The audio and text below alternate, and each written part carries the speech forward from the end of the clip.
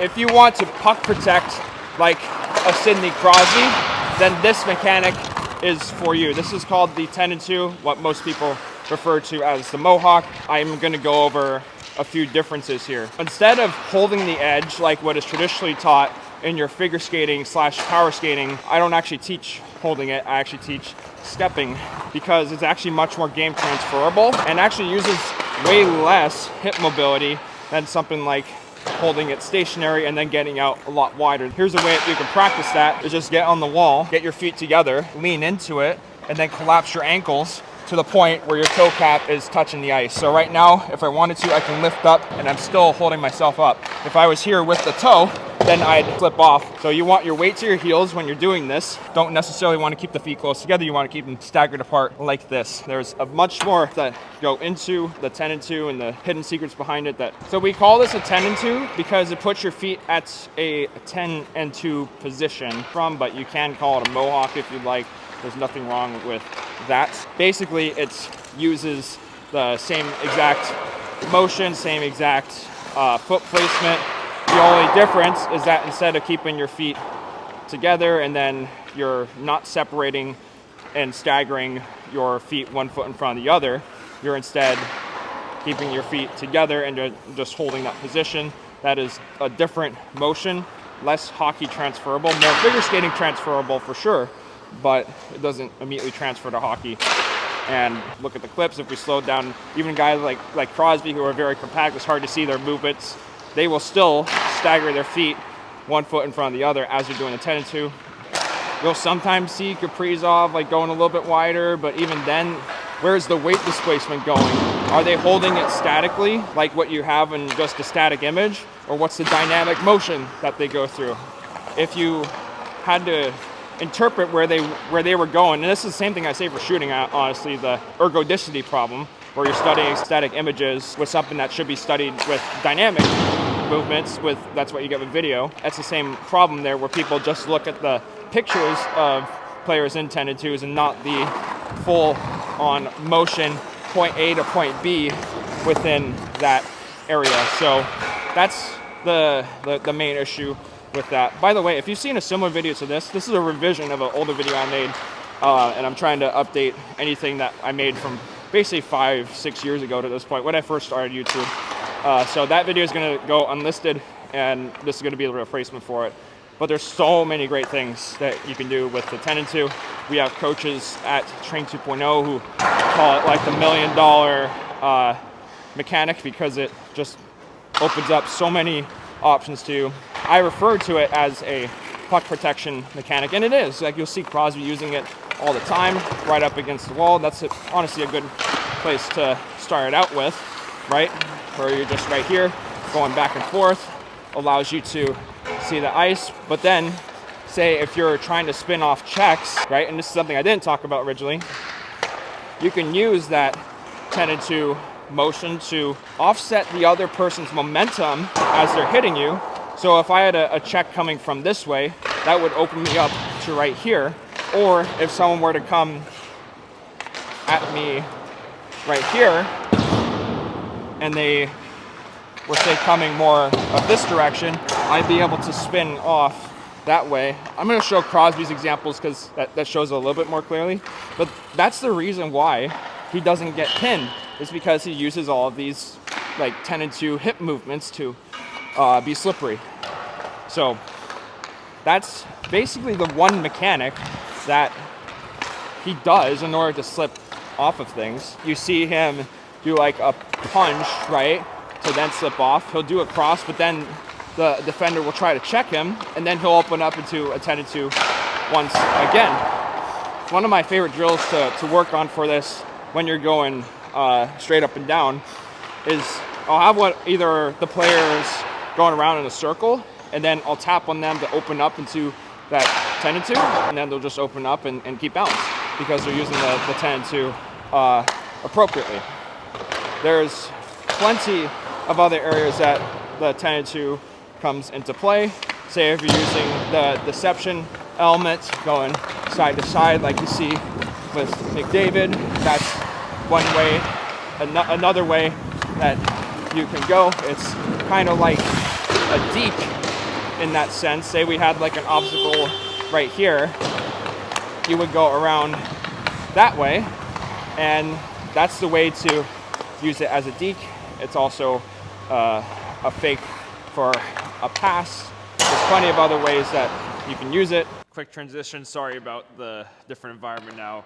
Ran out of time at that rink. But anyway, I was talking about how the 10 and 2 can be applied for deking and faking.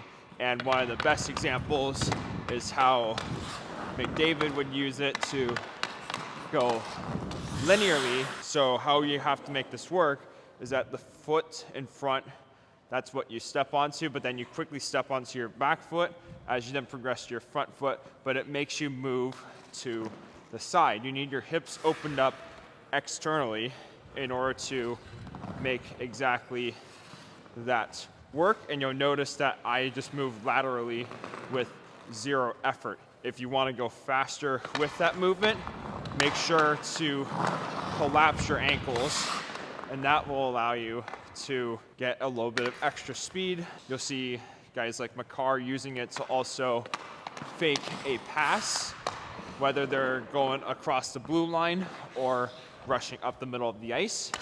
That's another way you can use that same linear 10 and 2. It's so easy to use. I would recommend using it more going from backhand to forehand as opposed to forehand to backhand, but that doesn't mean that one way is wrong compared to the other. You want the option definitely to do both. The only reason I say that is because of what I'm thinking with the Makar blue line formula, where if you're walking the line, in his case, he does a cross. If he's going this way to his forehand, he will 10 and 2 that away to both increase his rate that he gets across the blue line and to also deceive the defenders in front of him. That is much easier to pull off going that direction. It's not like he doesn't do it the other way. Say if he were to go cross 10 and 2 this way, but it's not exactly the same. Deception, I should say, as going to your forehand side in that specific case. But again, that's a specific case. There's many other cases that happen, and therefore you want the option for both. Going into puck control, you'll see Crosby doing 10 and 2s around a circle while he goes over a stick, and he just constantly stays going that way, and then he'll do the same thing going right here. You can do that all day, every day.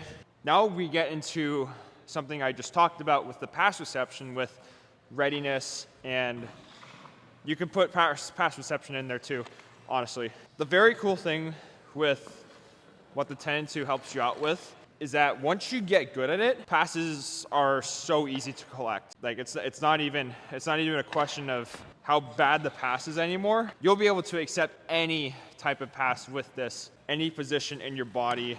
It becomes so much easier to accept passes when you get good at this specific mechanic. And the reason why, I don't have a passer out here to show you this, but just look at all these slow-mo clips of many NHLers doing that movement as they collect passes. What happens is that the timing of it is that as the puck, let's say it's coming to my backhand side, as you collect the puck to your stick right here, you would have to open up foot position to get to that point. You don't want to do it too early though, because if you do it too early, like you're stuck right here, then you'd have to go back to using your hand. And if you do it too late, same thing, you'd have to get back to using your hand. So you want to time it exactly at the point where the puck hits your stick. That's when you want to open up with your footwork. Now say the pass is in your feet. Well, you have the ability to kick it up to yourself. And actually that happens in both cases. So you have that option with the 10 and 2. If the puck is behind you, let's say you're collecting it on your backhand again, say it comes this way, you can just reach back right here into the 10 and 2 before going forward again. So that's what I really like about this, is that when you're receiving passes with this mechanic, you can receive it in front of you, you can receive it in the middle of you, and then you can receive it behind you. So this means there's no excuse at this point for you to miss a pass, even if it's in the middle of your feet, even if it's a little bit behind you, even if it's a little bit in front of you. You can collect it at any point by simply using this 10 and 2. Now to close the loop on this, because we've already gone over deception, puck protection, and readiness, there are a couple areas where you have seen some highlight reels of players skating up the entire rink, the 10 and 2. So you do want the option, by the way, to turn tight with the 10 and 2, but you also want to go very wide with the 10 and 2. And that's another element of, I would put that into deception, honestly, because that is forcing the other team to figure out where exactly you're going with it. And honestly, the great thing about this is that really like allows you, in that specific case also, it allows you to transition between forwards and backwards. And when you have that stutter step ability, let's say, you just have all the optionality in the world. You have control over the defender. They're not going to be able to figure out where exactly the heck you're going. And then you can actually make better plays, all because of that. It is true that your footwork does so much, and this 10 and 2 mechanic is going to help you out tremendously exactly with that. So we went over the starting progression for it, leaning up against the wall, not using the classic figure skating mohawk. We went over a little bit of the form points, and then we explained how the deception, puck protection, and readiness all fit into this specific mechanic. That is how anyone starting out with hockey can learn this 10 and 2 mechanic. Thanks for watching today's Hockey Hacks. If you enjoyed the video, make sure to share it with someone who you think could benefit from this. Also check out the Standard School, which is the link below, which details out every standard from skating, shooting, stick handling, strength, speed, etc., and then player-specific standards like what McDavid can do, McKinnon, etc., giving you the direction you need for your hockey training. We also have A to G for hockey. On the A to G app, you can get half off your first month by clicking the link in the description. And if you would like to apply for one-on-one coaching with me directly, which would be the best alternative to seeing me in person, you can do that as well. If you would like to see me in person for hockey training, I currently work out of HKY House in Waterford, Michigan. And if you would like in-person gym training or shooting training, I have a place for that in Westland, Michigan. Thanks again for watching, and please let me know if you have any questions.